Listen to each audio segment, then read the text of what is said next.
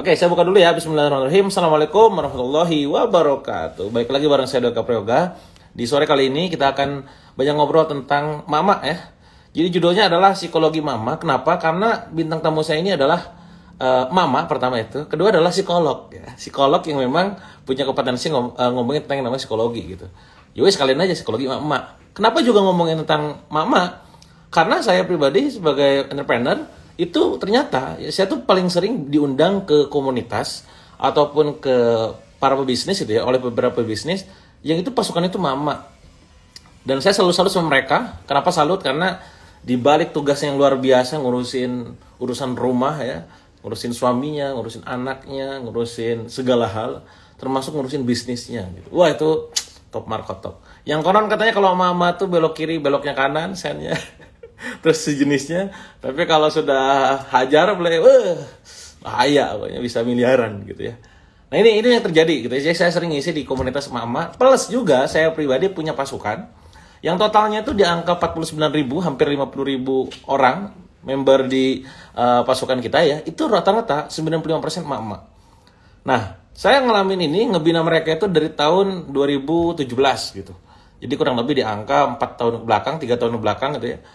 Wah, itu mama tuh rungsing bahasa orang Sundanya. Jadi kayak, wah, problematikanya banyak lah, macam-macam. Nah, nanti kita ngobrolin deh, apa sih yang beda, terus juga gimana treatmentnya, terus apa yang perlu kita perhatikan sebagai orang yang pengen menjual mama, itu nomor satu. Kedua adalah orang yang punya pasukan mama. Karena nanti menarik ya, treatmentnya nggak bisa kayak kita nge-treatment bapak-bapak atau milenial ya. Konon katanya ya, kalau di zaman sekarang yang bisa membuat postingan kita ataupun video kita, konten kita viral itu ya hanya 3 gitu. Pertama tuh netizen ya, kedua milenial, ketiga mama. Wah, itu downloader saya di KBM Apps ya, di aplikasi kepenulisan. Mana HP-nya ya? Gue gak ada di iPhone ya. Balas dendamnya Clubhouse ya. Itu saya bikin aplikasi super app gitu ya, downloadnya lebih dari 600.000 sampai saat ini. Itu mama kita tanpa iklan. Memang kalau udah kena gitu ya, itu ajaib, bisa powerful banget hasilnya gitu ya. Nah, sekarang kita coba konfirmasi kita tanya juga bagaimana sih persisnya ya. Apakah memang demikian gitu ya. Kadang saya punya sebuah teori ataupun katakanlah model yang memang hasil pengalaman kita gitu ya. Tapi kan basis gue kan kimia. Saya dulu kuliahnya kimia kawan-kawan, gak ada psikologinya. Nah ini ada yang psikolog dan juga lulusannya lulusan terbaik. Lulus ya beda sama kayak saya mah gak lulus ya. Kita tanyain langsung. Nah ini udah ada nih ya. Kita tampilkan, mana dia? Halo Kang Dewa, apa kabar? Yuk, alhamdulillah baik-baik. Gimana Mbak Ana? Kabarnya sehat? Alhamdulillah sehat, baik. Kang Dewa gimana? Kabarnya sehat? Alhamdulillah. Ini agak terkendala dengan kaki yang cukup ini. Oh, lagi Kekilir atau sakit apa lah gak ya? ngerti. Oh, Besok harus ngisi workshop gitu 2 hari. Saya udah mulai ngisi kelas offline lagi, Mbak. Mbak udah ngisi lagi gak? aku belum berani. Belum berani ya? Iya, aku lagi di Jogja nih. Jadi karena lagi di rumah, sinyalnya, mohon maaf, rumah saya di kampung ya. Jadi sekarang koneksi menentukan prestasi. Jadi Benar, setuju. semoga aman nih sinyalnya ya. Amin ya. Mbak, kita langsung aja Mbak. Jadi saya kemarin pas ngontak itu mikir nih, tema apa yang menarik ya. Langsung aja kepikiran karena Mbak Ana adalah seorang psikolog, itu juga emak-emak juga gitu kan. Saya pribadi juga punya banyak emak-emak di bawah saya, maksudnya mamanya satu ya, maksudnya pasukannya gitu. Nah ini langsung aja ngomongin tentang psikologi emak-emak gitu ya. Nah kebetulan juga orang-orang kan ngelihatnya kalau Kang Dewa belajar tentang jualan, jualan online, bisnis online, dan digital marketing dan lain-lain. Nah, saya pertanyaan pertama mungkin buat Mbak Ana, Mbak, kalau misalkan kita sekarang kan, saya cowok, Mbak cewek gitu ya. Terus orang kan kita menjuali orang dalam tanda kutip, menawarkan sebuah penawaran. Apa sih yang berbeda antara cowok sama cewek dalam mengambil keputusan? Karena biasanya kan membeli itu kan ngambil keputusan ya. Nah, apa yang berbeda itu justru pandang cowok sama cewek itu gimana, Bang?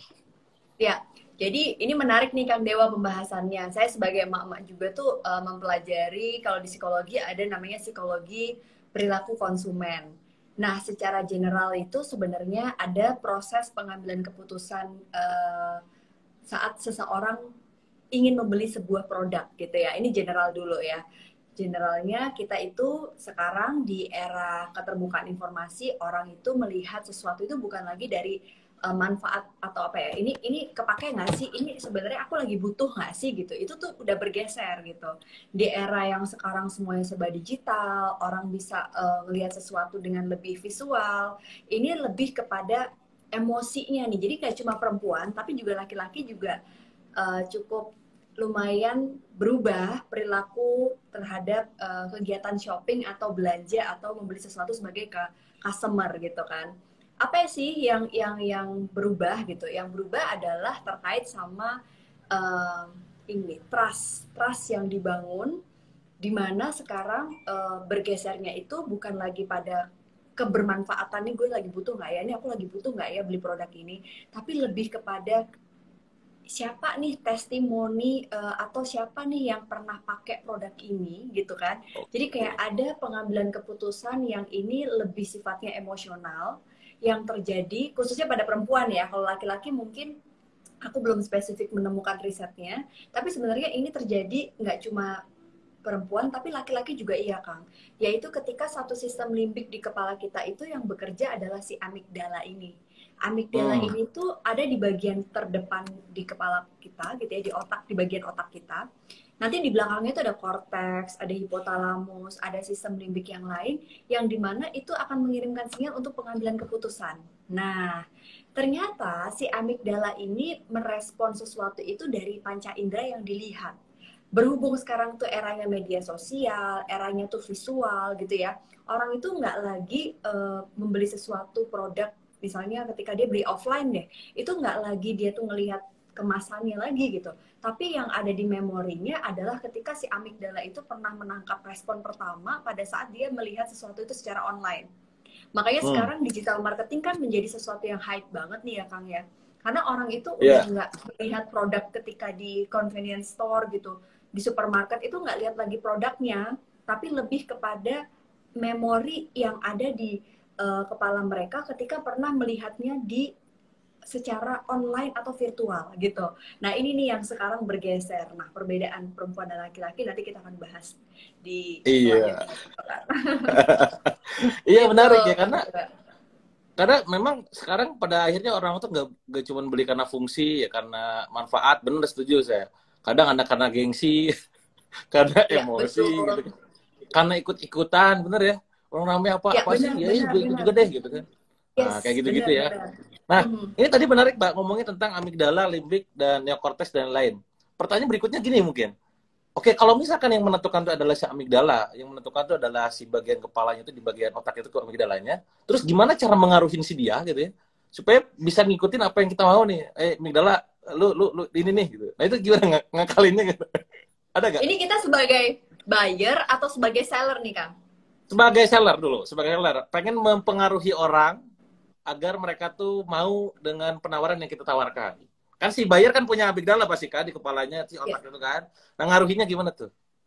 Oke, baik. Ada banyak cara nih, Kang. Yang pertama adalah packaging. Jadi, nggak bisa Oke, bohong. packaging. Iya, nggak bisa bohong. Ini terutama untuk emak-emak ya.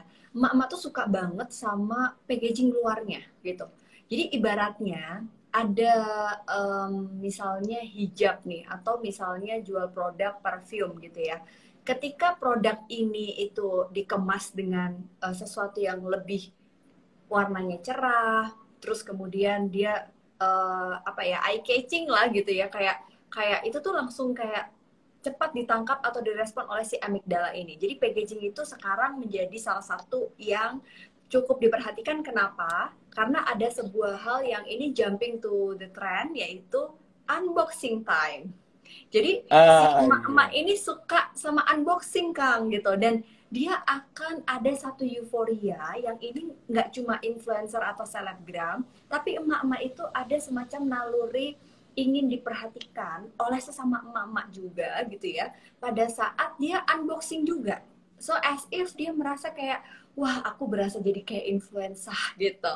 Itu ternyata fenomena yang nyata gitu ya terjadi, bahkan ini yang akhirnya membuat banyak seller itu lebih memperhatikan atau ada namanya cost untuk packaging.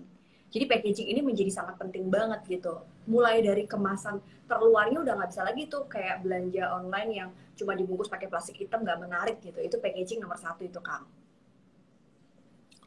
Oke, itu berarti packaging di sini dalam artian apakah hanya di kemasannya juga atau kayak misalkan kalau kita ngupload foto misalkan di Instagram Ya. tuh kan Mhm. feeds ya, feeds tuh kan ada yang macam-macam lah gitu. Konon Mhm. kata sama partner saya di bisnis fashion tuh, Kang, semuslimah muslimahnya tetap aja syar'i penting gitu ya. Tapi ya gaya juga penting gitu.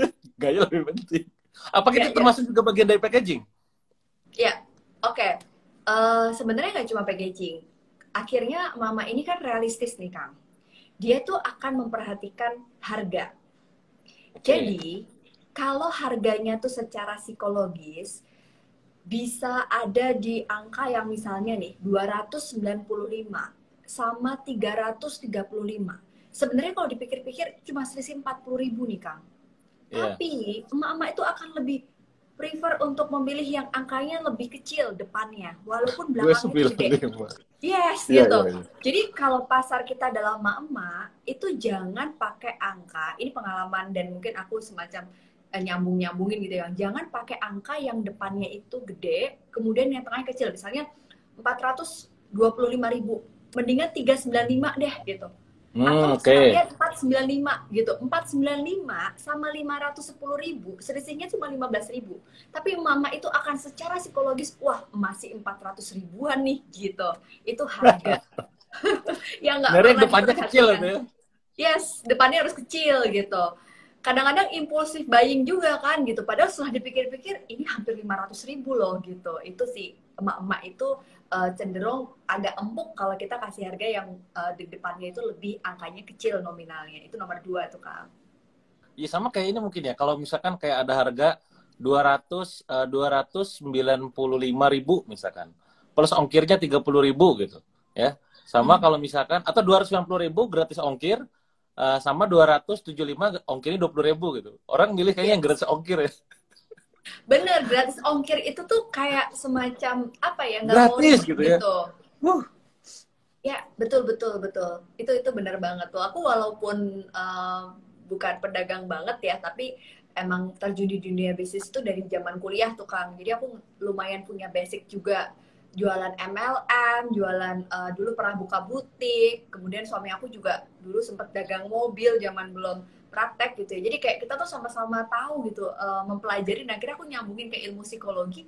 Wah gila, ini kepake banget sebenarnya teori-teori yang kita pelajarin di ruang kelas gitu sebenarnya kalau mau Bener-bener. disambungin. Itu tadi harga tuh, Aplikatif. Kak, aplikatif Iya, banget. iya, iya. Nah, Mbak, kalau misalkan ada orang yang bilang gini, bener gak sih, apa namanya, kalau misalkan cewek itu lebih impulsif daripada cowok, bener gak sih itu?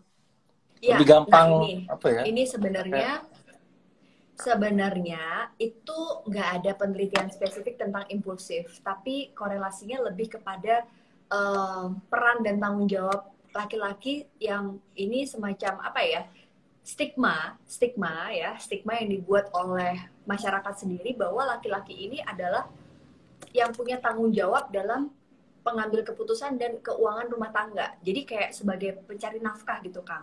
Nah, sehingga ketika mau membeli sesuatu, si laki-laki ini lebih mikir memikir dulu. 2 kali gitu. Wah, ini daripada buat beli ini, mendingan gue buat ngasih bulanan istri gitu kan. Tapi kalau perempuan, nah ini tapi beda-beda. Karena aku juga menemukan laki-laki itu, kalau aku lihat ya suami aku, dia tuh boros di bagian tertentu gitu. Tapi dia Ya, akan lebih cermat di bagian tertentu. Nah, laki-laki ini kontekstual gitu ya. biasanya, iya, karena dia menggunakan money ini, kebanyakan laki-laki ini as a power, Kang. Jadi ketika dia ngasih nafkah istrinya, ketika dia ngasih uang bulanan kepada istrinya, dibeliin sesuatu yang mahal untuk istrinya, itu adalah pride yang luar biasa bagi laki-laki. Tapi kalau perempuan, money ini sebagai sesuatu yang membuat dia satisfied, jadi puas gitu. Habis beli sesuatu tuh kayak ada hormon positif yang bikin dia lebih semangat untuk hidup gitu. Ini kalau perempuan gitu. Itu. Jadi mungkin bedanya di situ sih, Kang. Lebih ke kayak bagaimana the perception of money ini bagi perempuan dan laki-laki yang memang konteksnya berbeda. Tapi lagi-lagi ini nggak bisa digeneralisir, tapi lebih depends daripada si orang itu juga gitu. Oke. Nah, termasuk ke soal ini, Mbak. Kayak misalkan kita lagi bikin aplikasi super apps gitu ya, di mana ternyata downloadernya itu adalah 80% lebih itu adalah emak-emak. Nah, pertanyaan mungkin gini, apakah benar gitu ya? Ada gak sebuah riset khusus ataupun tes studi khusus tentang si cewek itu, si mama itu lebih gampang nge-share dibanding cowok gitu? Karena kalau saya nih, saya pribadi ya cowok ya, itu jarang nge-share. nge-share sesuatu ya, kecuali nge-share ilmu, oke, nge-share pengalaman. Cuma kalau nge-share kayak postingan, nge-share video tuh kayaknya jarang deh kayaknya. Ngomongin sesuatu viral, word of mouth tuh jarang gitu. Kalau tahu Iya, cewek kan kayaknya lebih lebih cepat gitu. Itu bener gak sih? iya, iya, betul, betul. Jadi memang perempuan ini tuh punya satu dorongan emosi yang dia itu apa ya? Social instinct. Jadi hormon ada yang namanya oksitosinnya itu lebih lebih banyak gitu loh Kang untuk bisa dia tuh akan puas ketika dia menemukan peer-nya atau semacam kayak ketemu temen yang satu vibes gitu. Jadi ada kepuasan tersendiri ketika mereka nge-share sesuatu gitu. Wah sama nih atau ada semacam social comparison yang membuat mereka itu puas. Nah kalau laki-laki ini berbeda gitu. Walaupun aku juga pernah menemukan pria yang punya kecenderungan hal yang sama gitu ketika punya apa sih habit sering nge-share sesuatu. Tapi biasanya ini tuh yang di-share itu adalah hobi, sesuatu yang sifatnya Hmm, hobi yang menunjukkan dia tuh lagi-lagi money as a power lagi gitu. Jadi oke.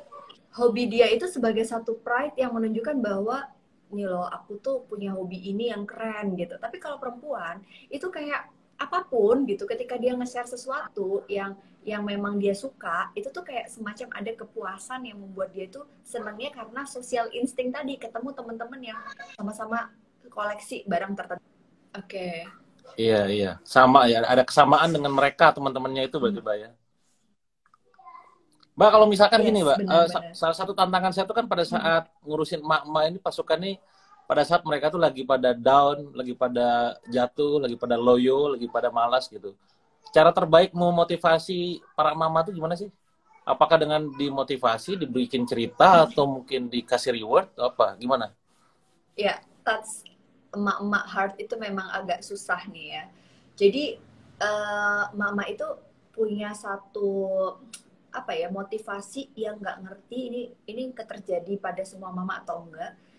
Tapi aku pribadi nih Kang merasa kayak nggak pernah sesayang punya rasa sayang melebihi sayang sama diri sendiri selain sama anak gitu. Hmm, Jadi kalau kita mau memotivasi, misalnya Kang Dewa punya karyawan, mak-maknya banyak gitu ya, yang ya, dimana kan perempuan itu lebih cenderung kalau ada masalah di rumah kebawa ke kerjaan. Tapi kalau laki-laki iya, ada masalah di kerjaan dibawa ke rumah, iya, iya nggak? iya, Ini quick survey aja sih aku pernah baca gitu katanya begitu kan gitu. Nah jadi gimana caranya nih? Karena kan kalau kalau perempuan punya masalah di rumah kebawa ke kantor kan nggak enak ya untuk rekan kerja yang lain. Kemudian jadi jatuhnya moody lah. Kemudian kinerjanya jadi nggak optimal gitu. Nah itu mungkin kita bisa kayak semacam apa ya mereka ini nggak cuma perempuan dan laki-laki sih, tapi sebenarnya bagaimana mereka menemukan why, the big why, yang menjadi sumber motivasi mereka ada 4 nih Kang. Pertama, apa tuh? diulik ketakutan mak-mak tuh apa? Oke, ketakutan, Mak, fear gitu ya. apa sih yang lu takutin kalau nggak kerja gitu? Artinya di situ dia semacam ada dibawa ke area yang lebih logis Kang. Karena perempuan ini takut secara emosi, tapi dia nggak bisa mengartikulasikan ketakutannya apa. Jatuhnya ketakutan itu bukan lagi sumber motivasi tapi justru yang menghalangi dia untuk maju. Jadi butuh dibantu untuk mengartikulasikan feelings mereka yang merasa takut itu takutnya kenapa. And then Iya. laki-laki ini bisa masuk ke area yang di bawah sadar tadi, masuk ke area sadar di mana perasaan takut itu menjadi sebuah kebutuhan. Jadi kalau lu takut, butuh apa sih? Oh, butuh kerja. Takut kalau anaknya nggak bisa sekolah, takut kalau nggak bisa bayar SPP, takut kalau nggak bisa bantu suami buat bayar ini, bayar itu. Jadi akhirnya harus mau nggak mau harus kerja gitu, ketakutan itu. And then yang kedua, mungkin bisa nih Kang semacam ditemukan desire-nya si emak-emak nih kalau kerja di mana.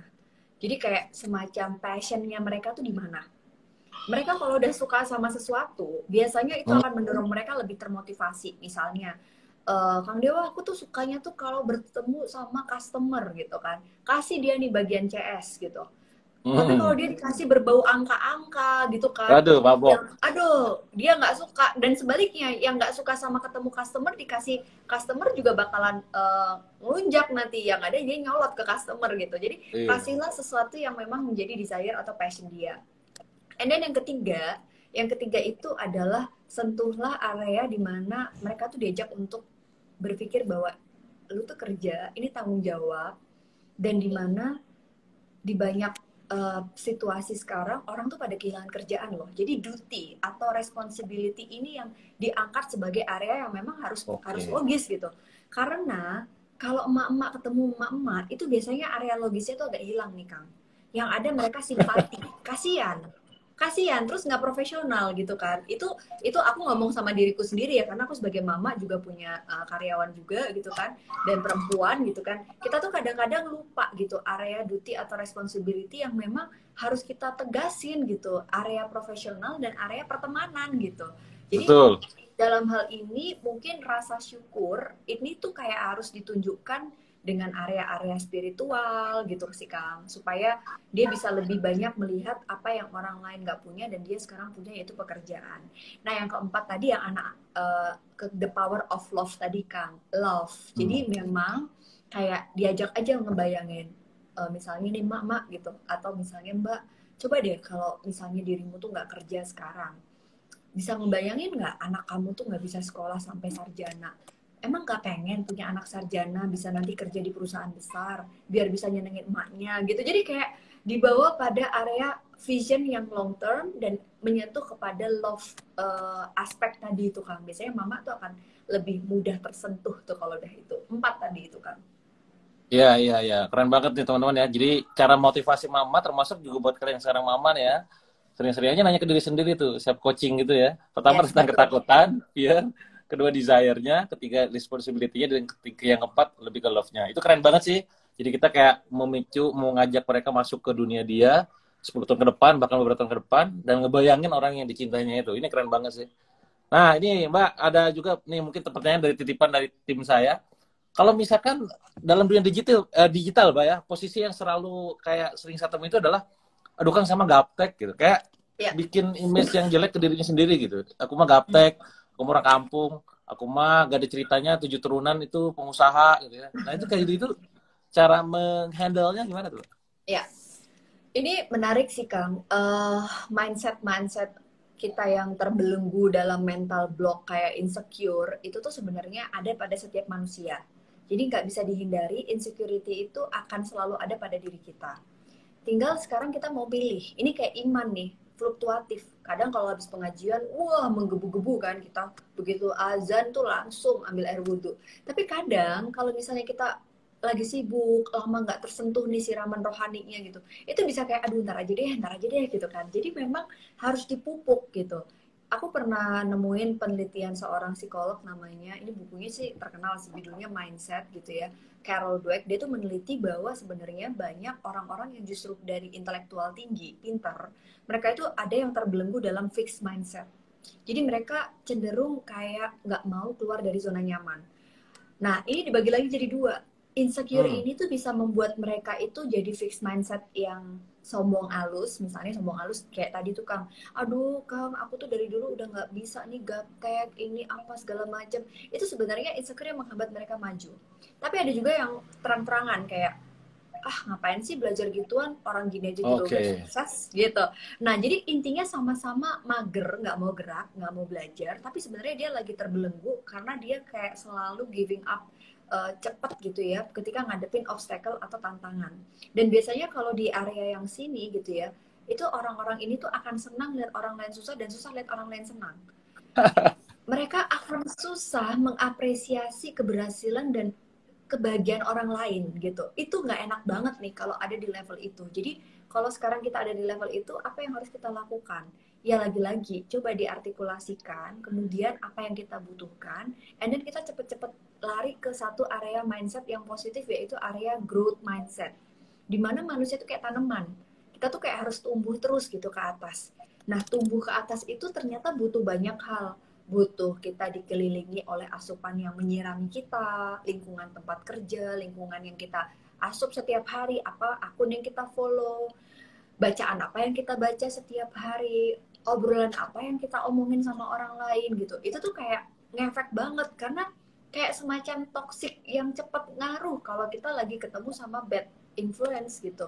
Ibaratnya satu orang ngeluh, itu akan ngeluh ke semua orang gitu. Tapi kalau ada satu orang yang optimis gitu kan, ini sih harapannya kita kayak sama-sama keluar dari belenggu itu, karena dari penelitiannya si Carol Dweck tadi, dia malah nemuin murid-muridnya yang diteliti secara longitudinal gitu ya Kang, itu justru yang berhasil di usia tertentu itu bukan mereka yang pinter waktu kecil, waktu SD, waktu sekolah dasar gitu, elementary school tuh mereka IQ-nya tuh rata-rata, mereka tuh nggak pernah dapet juara kelas, tapi talent itu akan terkalahkan even bahkan ketika kita itu punya satu mental untuk never give up dan hardworking gitu, kerja keras. Jadi kerja keras inilah yang akan mengalahkan bakat, mengalahkan kapasitas intelektual, dan mengalahkan keberuntungan juga gitu. Tapi ya semuanya lagi-lagi tugas kita hanya berjuang, semuanya tetap dipasrahin sama yang punya kehidupan gitu sih Kang, kurang lebihnya. Iya, ya kemarin juga saya sempat ngeliat ini tuh, apa video di Facebook tuh apa tuh, ada iklan, bukan video viral gitu, yang dia tuh temenan, mungkin pernah nonton juga ya, temenan sekolahnya dulu gitu, yang satu jadi tersangka gitu, yang satu jadi hakim, yang tersangkanya yang pinter, yang jadi hakim yang biasa aja gitu. Wah, itu nangis banget. Jadi memang benar ya, tadi kondisinya ada kalanya kalau misalkan teman-teman itu dari segi intelektualnya pinter, tapi secara emosionalnya, terus juga cara mengaruhi orang lain, terus juga memanage self-esteem dan segala macamnya bermasalah tuh bisa jadi masalah juga tuh buat masa depan ya. Ya teman-teman hati-hati tuh yang punya merasa bahwa aku mau gaptek gitu kan. Ya kalau udah gaptek ngapain lu sombong, udah belajar dong gitu. Oke, Mbak, ini saya punya gini, saya punya sebuah simple apa ya, simple notes gitu ya, catatan penting buat teman-teman yang ada di bawah saya, distributor per agent itu.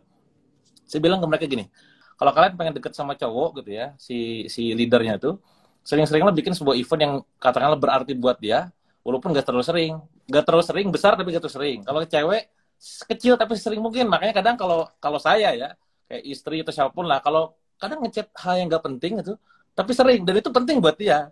Yang nggak penting itu penting, bahasa gitulah gitu ya. Yang nggak penting itu penting, tapi bagi cowok apaan sih gitu kan. Nah, di titik kalau kita nggak ketemu nih ilmunya, kan ini saling masing-masing gitu. Nah, konfirmasi mungkin dari segi Mbak Ana sendiri ada tanggapan?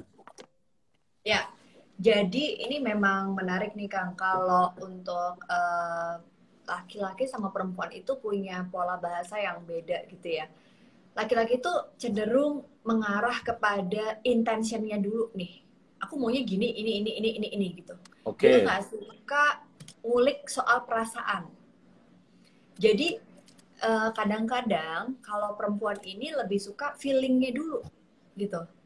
Jadi sebelum kita tuh dibahas soal intentionnya, intention tuh kayak apa ya, direct behavior gitu. Misalnya Kang Dewa nih sama istri gitu ya, sama istri lagi ngobrol tentang sesuatu yang penting. Terus Kang Dewa tuh main handphone misalnya di depan istri. Terus Ya. si istri ini kayak pengen ngasih tahu kayak, kamu tuh kenapa sih main handphone mulu? Udah berhenti dulu gitu.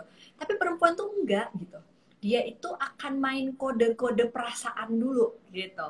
Jadi dia bukan tipikal yang apa ya? Aku juga pernah baca sih ini dalam buku yang kayak Act Like Man and apa sih itu tuh, jadi kayak gimana caranya perempuan itu, ada bukunya, aku lupa yang nulis tapi ini terkenal banget sudah lama, gimana caranya perempuan itu bersikap seperti lady gitu ya, tapi berpikir kayak laki-laki. Nah ternyata laki-laki itu juga logikanya pria itu juga penting untuk kita gitu, karena kadang-kadang kita kalau dalam coping behavior kita atau cara kita nyelesain masalah, somehow kita butuh nih fokus pada emosi, tapi kadang-kadang what's next gitu, apa nih behavior atau problem fokus copingnya apa gitu. Nah, ini akan terjadi pada proses komunikasi laki-laki sama perempuan. Kalau si perempuan itu cenderung kayak feelingnya dulu gitu. Dia bisa nunjukin dengan perasaan, itu bisa dia omongin. Kayak, ih aku tuh sebel banget deh kamu tuh gitu. Kenapa sih tiba-tiba marah-marah, biasanya gitu kan. Atau tipikalnya yang kode-kodean. Tiba-tiba kudupruk, lempar barang gitu di depan suaminya. Itu Parahnya sebenarnya, suaminya gak ngerti itu loh masalahnya. nah, itu sebenarnya kode sama si suaminya, kayak ngerti nggak sih aku tuh pengen kamu tuh naruh handphone dengerin aku gitu. Kalau laki-laki enggak gitu, laki-laki itu cenderung ke apa intentionnya gitu. Jadi kayak kadang-kadang tuh kesel juga ketika perempuan itu nggak diulik perasaannya gitu. Tapi sebenarnya ini tuh semacam adaptasi ya, lagi-lagi ya kita penting untuk memahami, oh kalau perempuan tuh lebih ke perasaan, laki-laki lebih ke intentionnya. Tapi sebenarnya apapun itu akan ketemu di tengah. Kalau apa nih Kang? Kalau kita punya satu pemahaman yang apa ya, point of view yang saling empati. Jadi artinya menggunakan I message atau kata-katanya tuh mulai dari aku dulu. Aku tuh seneng loh kalau kamu tuh naruh handphone, aku tuh seneng loh kalau didengerin. Jadi kebutuhan itu kebutuhan kita, bukan yang kamu tuh gitu. Oh, oke. Nah itu, jadi ini bisa jadi jalan tengah nih. Nah Proya juga bisa menggunakan, aku tuh seneng loh kalau kamu itu ngasih tahu aku harus gimana daripada kamu ngelempar barang gedebak-gedebuk gitu, misalnya gitu. Iya, Jadi iya. sebenarnya mau apapun relasinya, kalau komunikasinya itu terbuka, terus kayak menggunakan iMessage atau empati yang baik gitu kan, disitulah sebenarnya ketemu nih pria dan laki-laki, perempuan dan laki-laki ini bisa ketemu di mana titik tengahnya gitu. Iya, iya. Ini juga terjadi sama saya ya beberapa tahun lalu tuh pada saat awal-awal nikah lah ibaratnya di 3 tahun pertama tuh kadang gak ngerti tentang ya kita ke cowok dia cewek kan gak paham gitu kan. Bahasa Kamu cinta gitu ngertiin, ya Kang ya. iya kan kamu ngertiin aku, ya kamu ngertiin aku ya puyeng kan ngomong gitu-gitu. Sampai akhirnya bener Benar, tuh benar. ketemu bahasa cintanya ternyata saya sama dia tuh beda gitu. Dia mah Ya, lebih ke quality time gitu kan, kesentuhan, saya lebih ke pelayanan, saya lebih kepada yes. apa namanya dari segi kata-kata gitu. Bahkan guyonan saya tuh kadang istri, Bun, follower ayah 40.000 lebih loh pasukan, jangan sampai mereka lebih muji sering daripada bunda. Iya, Guyonan. iya, iya, iya. Itu sebenarnya penting banget buat dikomunikasikan gitu. Dan emang tugas kita dalam pernikahan kan sebenarnya ya emak-emak juga punya tugas untuk bisa menjaga harmonis pasangan dan suami juga punya tugas untuk bisa membuat istri bahagia gitu-gitu ya Kang. Saling lah sebenarnya. Iya, iya. Nah, balik lagi soal ini, Mbak, soal tentang limiting belief atau katakanlah mental blocknya wanita ya, mak-mak gitu. Nah, Karena saya ketemu kalau sama cowok gitu ya, itu cenderung lebih gampang ngatasinnya, apalagi dengan cowok ketemu cowok yang bisa belak-belakan dan segala macam. Kalau cewek justru ketika kita misalkan treatment disuruh mikirin segala sesuatu dengan bahasa yang ini, malah dia jadi baper gitu. Nah, ya, ini ya. gimana nih mengatasi rasa baper yang mungkin sering kali muncul di wanita gitu. Oke, ini relasinya apa dulu nih Kang? Ya, misalkan pada saat kita pengen ngasih tahu gitu, ngasih tahu sesuatu, misalkan ketika dia merasa bahwa, aduh Kang, saya mah nggak ngerti yang kayak beginian gitu kan, aduh saya mah gaptek, saya mah kayaknya nggak bakat deh gitu gitu loh. Terus kita kasih tahu Oke, nih, nah oke. ini, terus tiba-tiba dia baper gitu kan. Nah, Hmm. ngatasin baper itu supaya tidak terjadi secara dominan itu gitu. Tidak terlalu sering Ya, gitu. ya, ya. Yang pertama sih sebenarnya kalau baper ini tuh juga sesuatu yang di luar kendali kita ya gitu. Dan Ya, lagi-lagi nih nggak bisa jadi kendali Kang Dewa juga sebagai atasan atau sebagai owner gitu ya. Kalau relasinya dia ini staff kita gitu kan. Kita nggak bisa menyenangkan semua staff kita sih sebenarnya. Nah, kalau yang baper, kenapa sih bapernya? Itu artinya kan ada yang perlu dikomunikasikan nih Kang gitu ya. Jadi sebenarnya boleh kita melihat karakter si A itu kayaknya gampang baper deh. Jadi mungkin kita nggak bisa direct langsung ngomong ke dia tentang ini. Nah, bisa jadi kita bisa melipir dulu nih Kang. Melipir ya, dulu, dipuji dulu nih positifnya dia apa. Kamu tuh bagus loh di bagian ini, kamu tuh oke loh bagian ini.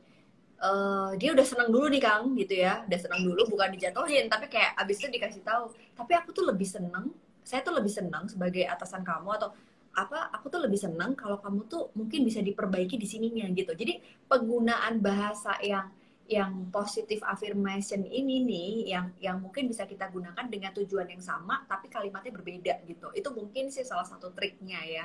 Kita rubah point of view-nya, dipuji dulu apa yang bagus dari dia. oke. Selama ini tuh kamu tuh gini loh, kamu tuh sebenarnya terus dinaikin dulu nih Kang, kamu sebagai orang yang udah lama ikut aku tuh sebenarnya berharap kamu tuh bisa ngasih contoh yang lain gitu.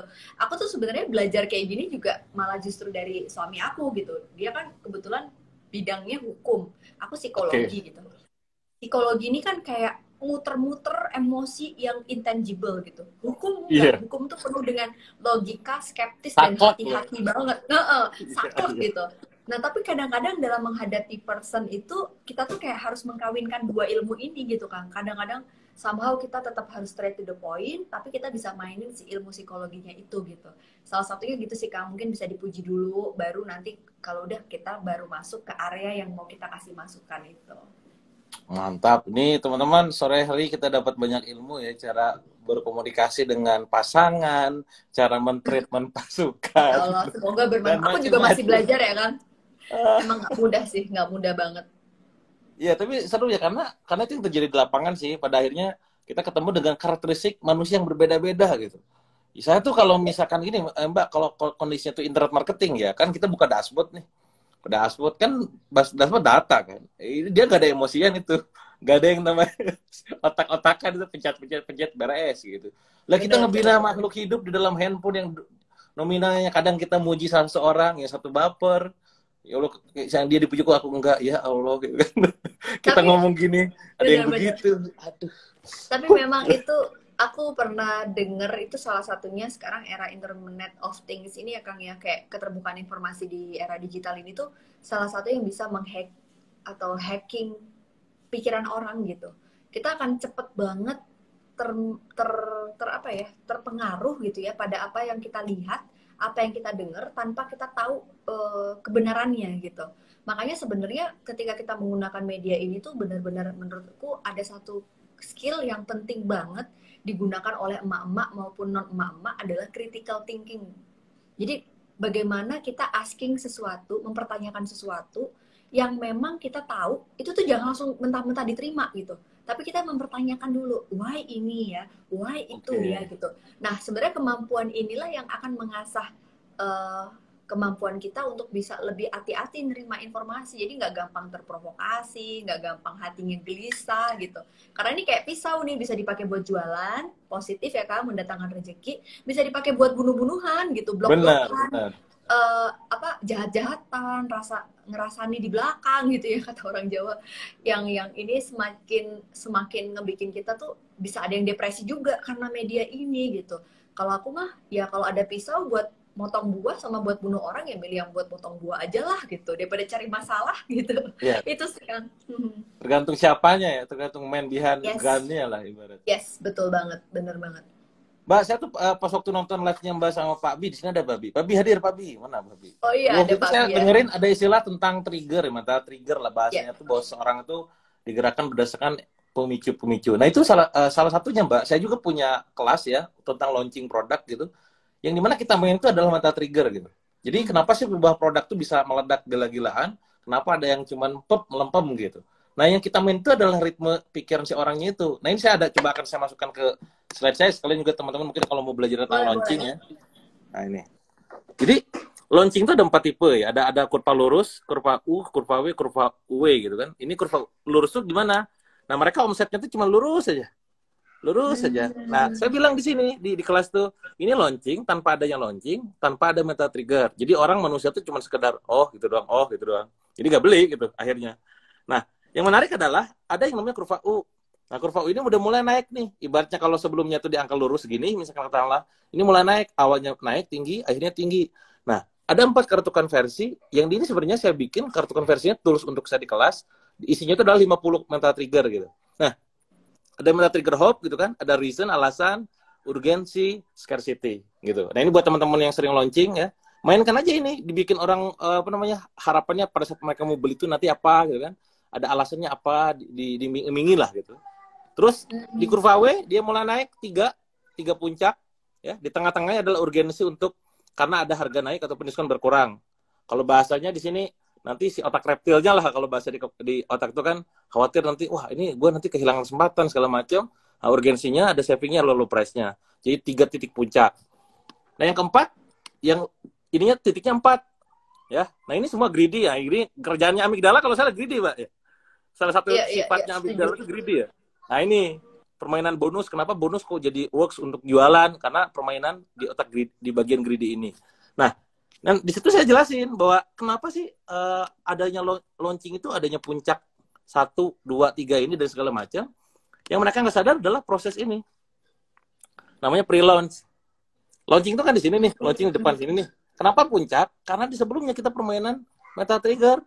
Kita bikin cerita, kita bikin penasaran, kita ngobrol, ada reciprocity gitu kan. Nah, ini.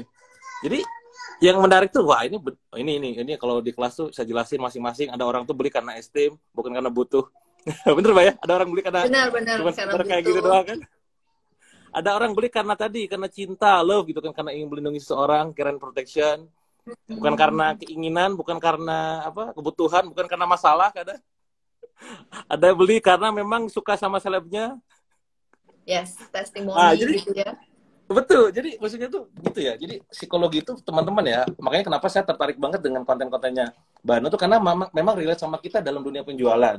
Kita tahu Yes. tuh tekniknya A, B, C, D, E, ada testimonial, ada yang namanya bonus, ada yang namanya headline. Pertanyaan berikutnya Hmm. adalah kenapa headline itu works, kenapa enggak gitu. Nah, itu kan psikologinya tuh. Hmm, Ya. betul Nah, jadi betul. itu yang teman-teman perlu perhatikan tuh. Nah, sekarang balik lagi tentang mak-mak nih. Seandainya ada banyak trigger, Mbak. Katakanlah ada 3 aja selain tadi yang bicara tentang motivasi ya. Orang beli nih, misalkan si Mbak tuh pengen beli gitu. Trigger apa yang bisa kita munculkan, Mbak? Untuk men-trigger emak-emak supaya gampang tunjuk gitu. Oke, itu tadi sebenarnya kayak yang tadi Kang Dewa sebutin di kurva itu tadi aku kayak ngangguk kayak iya bener banget tuh, iya bener banget tuh. Jadi kayak Aplikasinya kayak gitu semacam tuh. iya iya bener urgensi urgensi karena gini nih, satu hari itu ada berapa produk yang dipost sama akun-akun Instagram online shop yang jual eh, emak-emak staff nih ya gitu kan. Jadi kan banyak banget tuh Kang. Ya, Nah, pada saat kita jualan sesuatu gitu, kenapa sih dia mau beli ini gitu? Aku tuh percaya banget storytelling ini tuh kuat. Salah satunya storytelling ini tuh kayak semacam apa yang menjadi uniqueness atau selling point produk ini sehingga urgensinya untuk membeli itu lebih tinggi dibandingin produk yang lain. Nah, itu bentuknya macam-macam. Bisa tadi yang Kang Dewa sebutin, ada soal price ya, harga. Dimana ini akan ada 10% selama tanggal sekian. Jadi dia, wah, ya, kalau belinya itu lebih dari tanggal ini, aku nggak bisa dapat 10% lagi. Itu satu. Terus yang kedua, mama itu akan melihat testimoni. Jadi kayak dan seberapa sering itu muncul di platform yang dia lihat di media sosial ini gitu. Jadi kalau semakin sering banyak review dipakai sama testimoni yang tadi ya membangun building trust dari selebgram siapa yang pakai, terus testimoni atau reviewnya positif atau enggak gitu. Itu biasanya akan membuat mereka kayak semacam wah ini aja pakai, aku harus pakai juga gitu. Itu yang iya. kedua itu. Terus nanti yang ketiga adalah lebih ke tadi nih yang mungkin bisa ke tapi ini barangnya juga lucu packagingnya warnanya terus kemudian apa ya semacam uh, touching dari produk itu sendiri gitu yang memang menjadi kebutuhan atau yang dibutuhin dan sering pakai misalnya kayak hijab gitu ya perempuan itu kan akan lebih baik dia itu ganti-ganti hijab gitu ya daripada dia itu ganti apa ya misalnya tas gitu ya tas itu jarang gitu nggak semua orang tuh koleksi tas gitu nggak semua orang suka tas jadi kalau beli tas ya satu tapi kalau hijab dia akan ganti terus nah nanti Iya. akan dilihat nih pasarnya yang mana pasar yang emang suka ganti-ganti hijab atau suka sama pasar yang dia tuh nggak suka ganti hijab tapi ganti motif dan lain sebagainya. Jadi ini emang harus dilihat segmen pasarnya. Aku sebenarnya kurang menguasai ya kalau terkait sama market research gitu. Tapi kalau dari secara psikologisnya tadi sebenarnya sudah terjawab juga sama kurva Kang Dewa tadi gitu. Iya. Implementasinya mungkin seperti itu yang aku bayangkan. Ya, dan relevansi dan relate-nya ke audiens juga sangat menentukan, Mbak ya. Ibaratnya saya pernah ngeliat bahwa ada foto yang itu tuh bagus banget, memang di setting ya karena photoshoot ya, bayar orang, bayar model dan segala macam. Tapi ketika fotonya tuh misalkan dibuat senatural mungkin, bahkan Ya, badannya tuh dibikin yang gemuk si badannya, si tokohnya tuh si modelnya tuh malah buyer tuh malah pada beli karena ada unsur relate-nya itu loh. Itu mah ya, kan ya, model betul tuh. cantik gitu ya, dia mah kan emang dibayar gitu kan. Nah, ini saya cocok karena sama-sama gendut gitu kan. Ya, ya, Jadi benar-benar. kadang teman-teman tuh mikir gini, kadang kita yang sering kali saya dengar di anak-anak jualan ya, orang jualan tuh bahwa orang beli karena dua hal kan, karena fear atau karena gen genapin loh, gak hanya itu men gitu. Ada yang beli karena ikut-ikutan kan, ada yang beli karena faktor apa relate relevan kan, ada yang Ya, beli ya, karena memang betul. lagi hype gitu. Nah itu teman-teman Iya. di sini akhirnya memang kerasa banget bahwa jualan itu ada ilmunya, dan biasanya tadi kata Pak Bibi juga bilang itu semua terjadi pada konsumen. Ya, berpikir tuh kita gak pernah bisa menebak-nebak. Saya kemarin diajak kolaborasi sama seorang internet marketer untuk jualin produk dia, Mbak. Terus dia nawarin tentang diskon bahwa bukan diskon, komisi. Ayo Mas, komisinya 50% gitu. Nah, saya di titik saya gitu kan. Loh, lu kira hot button gue komisi apa? Enggak sih bilang. Sedia ngontak lagi. Ayo Mas, apa namanya, hadiahnya gede nih, 100 juta. Ya lu nawarin 100 juta, gue mending jualan produk sendiri aja udah tembus 100 juta gitu. Enggak. Nah, dia kan saya lagi nyari relevan gue tuh omongannya apa, yang hot button Dewa ini apa gitu. Sampai suatu Yes. titik di hari-hari terakhir, Mbak. Di jam 6 Betul, sore gitu kan, sebelum sebelum maghrib gitu. Dia ngomong gini, Kang, ayo dong Kang, katanya bantu saya Kang untuk apa, launching produk ini, untuk pengenalan, ini hari terakhir. Jadi jam 12 malam itu penutupan. Untuk pertama kalinya apa, bantu promosi produk saya. Hanya gara-gara kalimat untuk pertama kalinya promosi produk saya. Di situ saya langsung mikir, kayak trans gitu. Oke, bentar, maksudnya gimana nih? Iya juga, selama 5 tahun saya teman sama dia tuh selalu bantu saya, Mbak, dalam promosi Hmm. gitu. Tapi saya gak pernah bantu dia. Kenapa? Karena produknya secara value saya kayaknya gak masuk nih. Produk kayak Ya. begini gitu. Tapi gara-gara dia ngomong gitu, itu kayak ada trigger yang kecantol, reciprocity lah ibaratnya. Oke, lu kapan kosong? Jam 8 kosong? Kosong, yuk kita live gitu. Akhirnya satu ketemu, oke, akhirnya live bareng dan meledak 500 dalam waktu 1 malam gitu. Dan itu luar biasa gitu. Jadi poinnya adalah teman-teman semua yang sekarang nonton ya, follower saya maupun followernya Mbak Ana, kalau kita jualan, jangan pernah kita generalisir nih.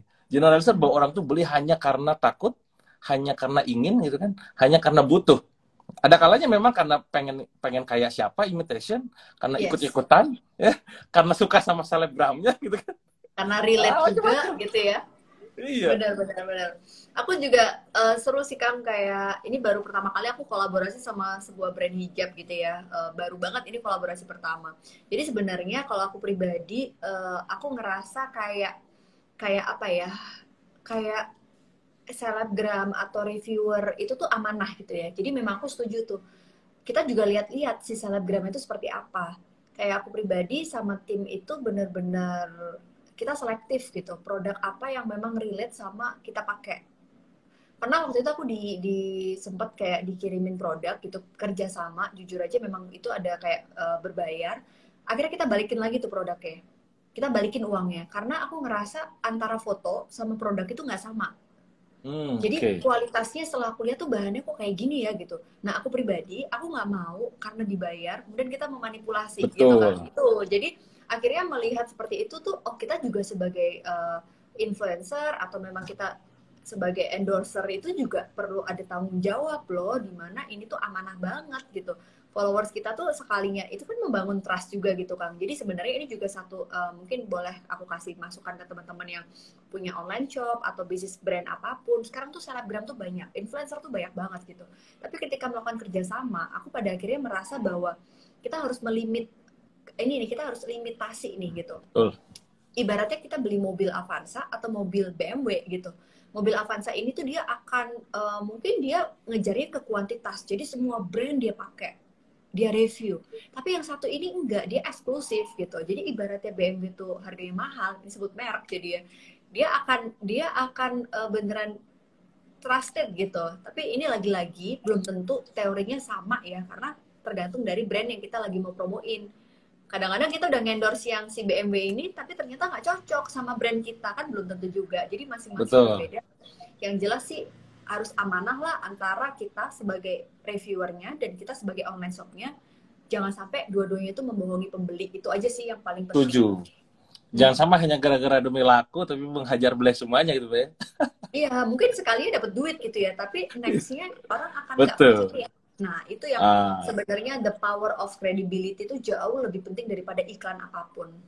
setuju, setuju, setuju. Dan itu kalau bahasanya Pak Bi itu ya, ya branding adalah tentang bagaimana dia nanti balik lagi, balik lagi, balik lagi. Mungkin Yes, laku, betul. mungkin sellingnya Betul. oke, karena menghajar bleh gitu. Tapi kalau bicara masalah tentang balik laginya belum tentu gitu. Karena apa yang ditampilkan gitu ya tidak sesuai dengan kenyataan dan dipersepsikan. Wah ini daging banget, ini banyak yang bilang daging. Save Kang di YouTube, siap. Nanti gua upload di YouTube dah. Ya. Oke Pak, Siap, gak kerasa udah 1 jam juga. mungkin Mbak untuk teman-teman follower saya nih ya, buat pesan-pesan buat Oke. para emak-emak yang pengen makin produktif deh di era pandemi di saat sekarang juga udah setahun, hampir setahun ya. Pesan pesan saya mau kok. Ya, teman-teman, ini tadi juga ada yang nanya ya, Mbak Ana sebenarnya bisnis apa sih? Kalau aku pribadi, itu sebenarnya lebih ke jasa, Kang Dewa. Aku sebagai seorang psikolog, mendirikan lembaga pengembangan diri dan juga konseling psikologi, yaitu APDC Indonesia. Jadi kita ada training, ada konseling, ada pengembangan diri, kelas-kelas webinar, dan lain sebagainya. Nah, kalau aku pribadi sebagai profesional yang memang kita jasa gitu. Nah, sebenarnya menggunakan media sosial ini tuh, ya aku baru monetize untuk bisa membantu bisnis teman-teman itu baru di setahun ini, Kang. Yang sebelumnya sebenarnya nggak terlalu diprofesionalin banget gitu. Cuma pada akhirnya ngerasa kayak, ya semua orang minta tolong nih, pusing juga kalau ditolak. Akhirnya baru kita profesionalin di tahun ini. Dan alhamdulillah ternyata juga ya apa salahnya kita ngebantu dan sama-sama kasih keberkahan, buka lapangan kerjaan juga buat tim aku, terus kemudian juga buat rezeki juga buat yang punya usaha gitu. Jadi aku pribadi nggak punya brand apapun ya teman-teman, tapi cuma kolaborasi. Nah, apa sih yang pengen aku sampaikan? Karena aku juga menjalankan usaha, aku tahu banget nih Kang Dewa, setahun ini tuh nggak mudah, sangat nggak mudah. Apalagi waktu pertama kali aku tahu pandemi ini datang, kita sebagai vendor training dan juga yang biasanya aku keliling kota gitu ya Kang, yang beneran kayak datang di offline Ya. training, diundang BUMN, diundang perusahaan-perusahaan keliling Indonesia gitu kan. Itu tuh kayak semacam, hah, event 3 bulan ke depan kita di cancel gitu. Dan waktu itu tuh rasanya shock, cukup kaget, sempat menyalahkan situasi kanan kiri, tapi apa gunanya gitu.